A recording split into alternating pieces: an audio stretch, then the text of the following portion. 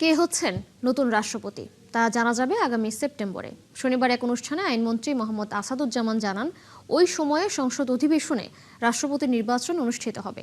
তার মতে ওই নির্বাচনের জন্য বিশেষ অধিবেশন ডাকার প্রয়োজন নেই, কারণ গোপন ভোটে রাষ্ট্রপতি নির্বাচিত করেন সংসদ সদস্যরা। মামুন হোসেনের প্রতিবেদন। শুক্রবার বিকেলে রাষ্ট্রপতির পদ থেকে পদত্যাগ করেন মোহাম্মদ শাহাবুদ্দিন। এরপর থেকে সংবিধান অনুযায়ী রাষ্ট্রপতি হিসাবে দায়িত্ব পালন করছেন স্পিকার হাফিজউদ্দিন আহমদ। তবে নির্বাচিত রাষ্ট্রপতি কবে পাওয়া যাবে তা নিয়ে চলছে আলোচনা। রাষ্ট্রপতিকে এখানে প্রোটেকশন দেওয়া আছে। সংবিধান অনুযায়ী মেয়াদ শেষ হলে কিংবা পদত্যাগ করলে 90 দিনের মধ্যে নতুন রাষ্ট্রপতি নির্বাচন করতে হয়। এক অনুষ্ঠান শেষে আইনমন্ত্রীও বললেন সেই বিধানের কথা। সংবিধানের 123(2) অনুচ্ছেদ অনুসারে 90 দিনের মধ্যে রাষ্ট্রপতির পদত্যাগের 90 দিনের মধ্যে নতুন রাষ্ট্রপতি নির্বাচন করতে হবে। তিনি আরো জানান, রাষ্ট্রপতি নির্বাচন নিয়ে আগামী সংসদ অধিবেশন পর্যন্ত অপেক্ষা করতে হবে। 24 July, August, September, October, 24 October পর্যন্ত আমাদের হাতে সময় আছে। সুতরাং বিশেষ অধিবেশন ডাকার মতো কোনো পরিস্থিতি এখন তৈরি হয়নি। এদিকে মানবাধিকার লঙ্ঘন ও ভুক্তভোগীদের ন্যায় বিচার পাওয়ার সুযোগ শীর্ষক পরামর্শ সভায় আইনমন্ত্রী আরও জানান, আগামী মন্ত্রিসভার বৈঠকেই জাতীয় মানবাধিকার কমিশন আইন এবং গুম কমিশন প্রতিকার আইন অনুমোদনের জন্য উপস্থাপন করা হবে। আমরা গুম প্রতিকার ও প্রতিরোধ সংক্রান্ত আইন এটাকে নেইনি, এটাকে বলেছে, এটার ক্ষেত্রে আমরা পাবলিক স্টেটমেন্ট করেছি। আন্তর্জাতিক অপরাধ ট্রাইব্যুনালের চিফ প্রসিকিউটর আমিনুল ইসলাম জানিয়েছেন, আগামী সোমবার থেকে শাপলা চত্বরে সংগঠিত হত্যাকাণ্ডের বিচার কার্যক্রম আনুষ্ঠানিকভাবে শুরু হবে। শাপলা চত্বর হত্যা মামলায় আমাকে নিয়োগ দেওয়ার পর আমি সবচেয়ে বেশি গুরুত্বের সাথে যে মামলাটির ইনভেস্টিগেশন এবং আমি বিচারের জন্য সবচেয়ে বেশি কাজ করেছি, সেটা হচ্ছে শাপলা চত্বর হত্যাকাণ্ড। মামুন হোসাইন, ৭১, ঢাকা। বিএনপি থেকে রাষ্ট্রপতি পদে কে মনোনয়ন পাচ্ছেন, দলটির শীর্ষ নেতারা এ বিষয়ে বলছেন সিদ্ধান্ত হবে জাতীয় স্থায়ী কমিটিতে। শনিবার বগুড়ায় সাংবাদিকদের প্রশ্নে এমনটাই জানান বিএনপির মহাসচিব মির্জা ফখরুল ইসলাম আলমগীর। এদিকে ঢাকায় প্রধানমন্ত্রীর রাজনৈতিক উপদেষ্টা রুহুল কবির রিজভী জানিয়েছেন, সাবেক প্রেসিডেন্ট মোহাম্মদ শাহাবুদ্দিনের বিচার নিয়ে স্থায়ী কমিটিতে আলোচনা করে সিদ্ধান্ত নেওয়া হবে। আরও জানাচ্ছেন মাহিরা ইসলাম। মেয়াদ শেষ হওয়ার 2 বছর আগেই পদত্যাগ করেছেন দেশের 22তম রাষ্ট্রপতি মোহাম্মদ শাহাবুদ্দিন। এখন নতুন রাষ্ট্রপতি নির্বাচন নিয়ে শুরু হয়েছে রাজনৈতিক হিসাব নিকাশ। বগুড়ায় এক অনুষ্ঠান শেষে এ নিয়ে বিএনপি মহাসচিব মির্জা ফখরুলের কাছে জানতে চান সাংবাদিকরা। তিনি জানান, এ নিয়ে তারা আলোচনা করে সিদ্ধান্ত নেবেন। বিএনপি সভা করবে, মিটিং করবে, স্ট্যান্ডিং কমিটি মিটিং হবে, বিএনপির ডিসিশন হবে, এরপরে জানতে পারবেন। সংবিধান অনুযায়ী যে সমস্ত নিয়ম আছে সেগুলো মেনে দল যা সিদ্ধান্ত নেবে সেটাই হবে। এদিকে জিয়া উদ্যানে রাষ্ট্রায়ত্ত 12 প্রতিষ্ঠানের নবনিযুক্ত চেয়ারম্যানদের নিয়ে জিয়াউর রহমান ও খালেদা জিয়ার সমাধিতে শ্রদ্ধা জানান প্রধানমন্ত্রীর রাজনৈতিক উপদেষ্টা রুহুল কবির রিজভী। তিনিও জানান, রাষ্ট্রপতি বিষয়ে আলোচনা করেই সিদ্ধান্ত। উনি যেটা লিখিতভাবে গণমাধ্যমে সেটি জানিয়েছেন, সেটি হচ্ছে তার গুরুতর শারীরিক অবস্থা অবনতি হয়েছে, তো সেটাই আমরা জানি এবং সেই কারণেই তিনি পদত্যাগ করেছেন। পদত্যাগের আগে এবং পরেও মোহাম্মদ শাহাবুদ্দিনের বিচার চাইছে বেশ কয়েকটি রাজনৈতিক দল, তবে এ নিয়ে কোনো অবস্থান জানায়নি বিএনপি। রিজভী বলেন, বিষয়টি নিয়ে দলের নীতি নির্ধারকরা আলোচনা করবেন। রাষ্ট্রপতির ব্যাপারে কি সিদ্ধান্ত হবে, এটা দল সিদ্ধান্ত যখন নেবে তখন নেবে, কি নেবে সেটা দল জানে। উচ্চতর নীতি নির্ধারণী ফোরাম আছে, নির্বাহী কমিটি আছে, সেটা দলের বিষয়। সংসদ সদস্যদের গোপন ভোটে নির্বাচিত হন রাষ্ট্রপতি। এক্ষেত্রে 2/3 সংখ্যাগরিষ্ঠতা থাকায় সরকারি দল বিএনপির মনোনীত প্রার্থী সেই ক্ষেত্রে রাষ্ট্রপতি হবেন, এমনটা বলাই যায়। মাহিলা ইসলাম, ৭১, ঢাকা। এদিকে রাষ্ট্রপতি থাকার আগেও পরের অপরাধে বিচার করা যাবে সাবেক রাষ্ট্রপতি মোহাম্মদ শাহাবুদ্দিনের, এমন অভিমত আইনজীবীদের। এদিকে রাষ্ট্রপতি থাকা অবস্থাতে 2025 সালে মোহাম্মদ শাহাবুদ্দিনের বিরুদ্ধে মামলার তথ্য পাওয়া গেছে। আইনমন্ত্রী জানান, কারা কি উদ্দেশ্যে মামলাটি করেছে তা খতিয়ে দেখা হবে। মাইনুল মারুফ জানাচ্ছেন বিস্তারিত। দায়িত্ব পাওয়ার পর থেকেই আলোচিত ও সমালোচিত ছিলেন সাবেক রাষ্ট্রপতি মোহাম্মদ শাহাবুদ্দিন। স্বৈরাচারী আমলে তার নিয়োগ নিয়ে অসন্তোষ ছিল কার্যক্রম নিষিদ্ধ আওয়ামী লীগের মধ্যে। এমনকি দুদকে কর্মরত থাকাকালীন এবং এরপরে মোহাম্মদ শাহাবুদ্দিনের ভূমিকা নিয়ে সমালোচনা ছিল সব মহলেই। অবৈধভাবে ক্ষমতা প্রয়োগ আর দুর্নীতির অভিযোগে তার বিচারের দাবি জানিয়ে আসছেন অনেকেই। যদিও সংবিধান বলছে দায়িত্বে থাকাকালীন অবস্থায় দায়মুক্তি পান রাষ্ট্রপতি। তবে এর আগে ও পরের বিষয়ে কি ঘটে? সুপ্রিম কোর্টের এই আইনজীবী জানান, ক্ষমতা থেকে চলে যাওয়ার পর কোনো রাষ্ট্রপতির বিচারের নজির আছে বাংলাদেশে।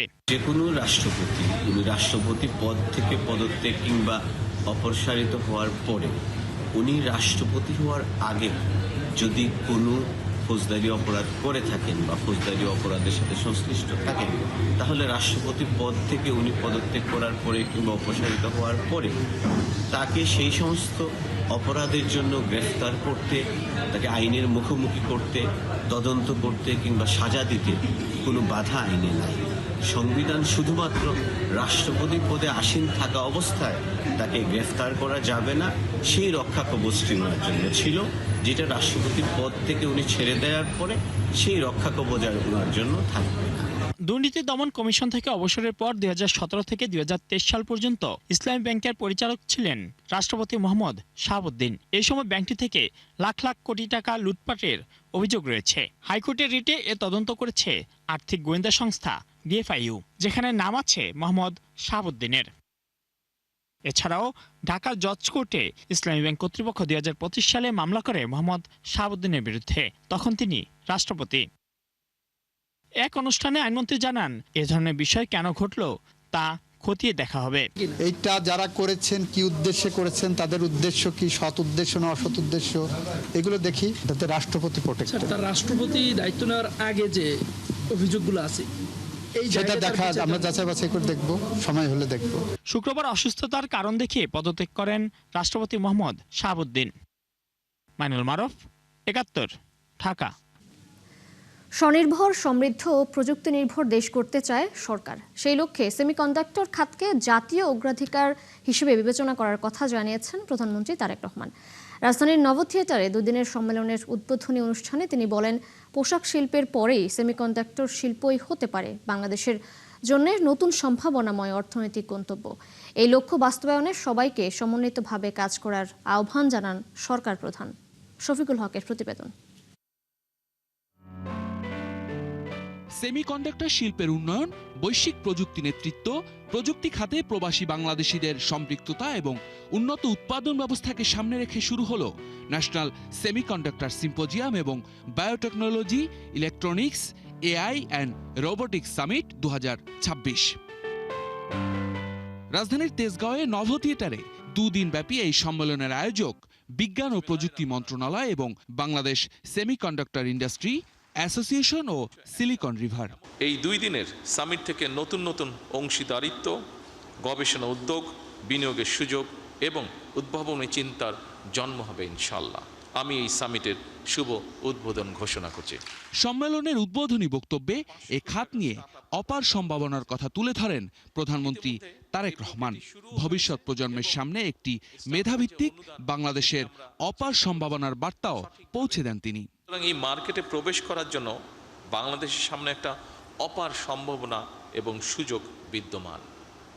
আমি দৃঢ়ভাবে আশা করি 2030 সালের মধ্যে সেমিকন্ডাক্টর শিল্প থেকে রফতানি আয়ের যে লক্ষ্যমাত্রা নির্ধারণ করা হয়েছে, ইনশাআল্লাহ বাংলাদেশ সেটা পূরণ করতে সক্ষম হবে। সরকার প্রধান জানান, সেমিকন্ডাক্টর শুধু একটি শিল্পই নয়, এটি আধুনিক সভ্যতার ভিত্তি।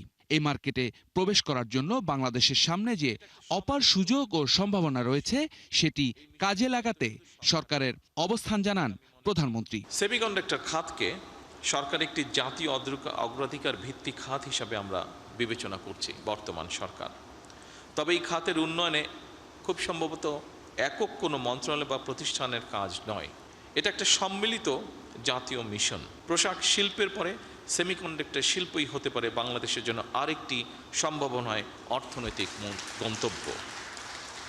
এই লক্ষ্য বাস্তবায়নে আমি সংশ্লিষ্ট মন্ত্রণালয়, সরকারি সংস্থা, বিশ্ববিদ্যালয়, শিল্প খাত, প্রবাসী পেশাজীবী এবং উন্নয়ন সহযোগীদের সমন্বিতভাবে কাজ করার জন্য বিনীত আহ্বান জানাই। চ্যালেঞ্জের মধ্যেও দেশকে এগিয়ে নিতে যারা কাজ করবে তাদের পাশে সরকার আছে এবং থাকবে বলেও অঙ্গীকার করেন প্রধানমন্ত্রী তারেক রহমান। অদম্য ইচ্ছাকে কাঙ্ক্ষিত লক্ষ্যে পৌঁছে দেবার জন্য সাধ্য এবং সামর্থ্যের সবটুকু দিয়ে ইনশাল্লাহ বর্তমান সরকার আপনাদের পাশে রয়েছে এবং থাকবে। শফিকুল হক, ৭১, ঢাকা। রাজধানী ঢাকা সহ সারা দেশে সিএনজি গ্যাসের তীব্র সংকট দেখা দিয়েছে। তরলীকৃত প্রাকৃতিক গ্যাস সরবরাহ ব্যাহত হওয়ায় রাজধানী সহ সারা দেশেই এই সংকট চরমে পৌঁছে গিয়েছে। ফিলিং স্টেশনগুলোতে ঘন্টার পর ঘন্টা অপেক্ষা করেও মিলছে না সিএনজি। এতে চরম ভোগান্তিতে পড়েছেন সিএনজি চালিত যানবাহনের চালক, গণপরিবহন খাতের কর্মী ও যাত্রীরা। চালকদের অভিযোগ, গ্যাস সংকটের কারণেই তারা যাত্রী পরিবহন করতে পারছেন না। গ্যাস সরবরাহ স্বাভাবিক না থাকায় লোকসানের মুখে পড়েছেন সিএনজি ফিলিং স্টেশনের মালিকরাও। কারিগরি সমস্যার কারণে জাতীয় গ্যাস গ্রিডে গ্যাস সরবরাহ সাময়িকভাবে বন্ধ রয়েছে। এতে জাতীয় গ্রিডে দৈনিক প্রায় 450 মিলিয়ন ঘনফুট গ্যাস সরবরাহ কমে গেছে। ফলে দেশের বিভিন্ন অঞ্চলের শিল্প কারখানা, বিদ্যুৎ কেন্দ্র, সিএনজি স্টেশন সহ বিভিন্ন শ্রেণীর গ্রাহক এই গ্যাস সংকটে পড়েছেন। গ্যাসের সরবরাহ কমে যাওয়ায় ভোগান্তিতে পড়েছেন আবাসিক গ্রাহকরাও। গ্যাসের সিরিয়ালে আসছিলাম 2 ঘন্টা ধরে, পাম্পের ভিতরে ঢুকছি 2 ঘন্টা পরে। ঢোকার সাথে সাথে নজল লাগাবে, এর ভিতরেই মেশিন বন্ধ হয়ে গেছে। আর আজকে 9টা থেকে এই পাম্পে অবস্থান করতেছি, কোনো গ্যাস পাচ্ছি না। জিজ্ঞেস করতেছি গ্যাস কখন আসবে, ওনারা বলতেছে যে 4টা 5টা হইতে পারে এবং নাও হতে পারে। পাম্প কর্তৃপক্ষ বলতেছে যে লাইনে গ্যাস নাই। আজকে আমরা 3-4 দিন যাবত এই অবস্থায় আছি, কোনো পাম্পই গ্যাস নাই। ঢাকার শহরে কোনো পাম্পে আমরা গ্যাস পাইতেছি না। আমরা 1 ঘন্টা 1.5 ঘন্টা চালে আসার পরে দেখি যে আবার গ্যাস শেষ হয়ে যায়। গ্যাসে কোনো প্রেশার পাওয়া যায় না, কোনো উন্নতি নাই। আবার আমাদের 3-4 ঘন্টা লাইনে দাঁড়ায় থেকে আবার গ্যাস নিতে হয়। সর্বনিম্ন 5 PSI দরকার, কিন্তু আমরা 5 PSI পাচ্ছি না। এই কারণে আমাদের 2টা মেশিন অটোমেটিক্যালি বন্ধ হয়ে গেছে। দর্শক, চলছে সংবাদ সংযোগ। সরাসরি সংবাদ অনুষ্ঠান দেখতে চোখ রাখুন ৭১-এর ফেসবুক পেজে এবং সাবস্ক্রাইব করুন ৭১-এর ইউটিউব চ্যানেল। থাকুন ৭১-এর সাথে।